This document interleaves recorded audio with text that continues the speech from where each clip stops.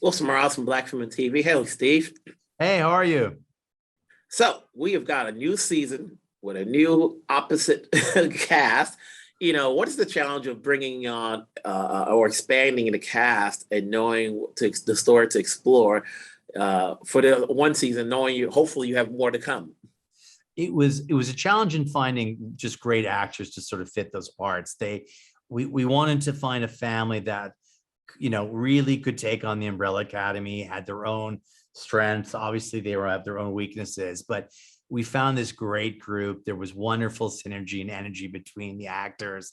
And I think people will come to love the Sparrows. I mean, even though they're slightly evil, I think they're a fun group to watch, and they have great interpersonal dynamics that are twisted and odd in many ways. Did you work along with the writers to make sure that they didn't just wear one note, but that somebody would stand out, that it would become a fan favorite, even though they're dark and twisted?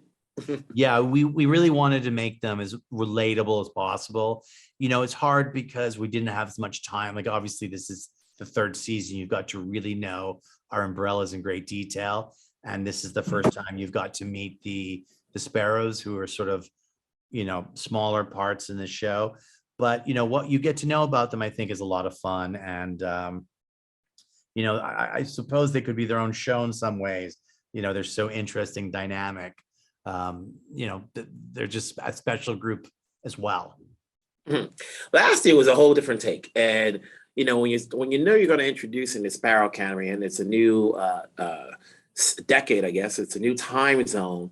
You have to work with there's the CGI aspect of it, and how to mix that in without losing the core structure of the storyline.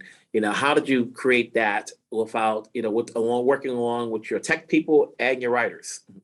Well, we knew we were going to be in COVID and that we were in Toronto shooting, so it was very locked down. So we built a much bigger hotel. The hotel for the season is a monster hotel. There's actually no VFX in that hotel. It is, what you see is just a monstrosity of the set that we could move in. The hallways are real. The multi-levels are real. But it's always a challenge to play characters like Christopher, who's a cube, and that's not a secret, that doesn't exist. So, you have David Castaneda talking to a tennis ball and trying to act and relate to a tennis ball, because down the road, we're going to put in this CG character that he doesn't even know what it looks like. So it's always a challenge for the actors, but they make it work. Now, in the confines, because we're getting a lot more TV shows, and sometimes there's some shows work when it's weekly, but obviously Netflix is the game plan where everybody binges. So do you set out to make the episodes so that way, if you had to pause and wait a day to see the next one, as opposed to seeing right back after the other?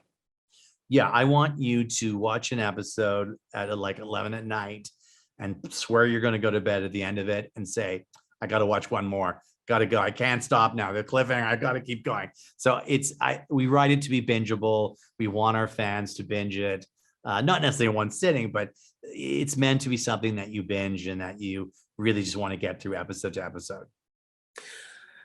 We always think about, could there be another season? Obviously, that's the mindset of a creator and producer, is like, we can keep going. Do you already have in mind for season 4? No, it's going to happen. We don't think of 3 seasons and done.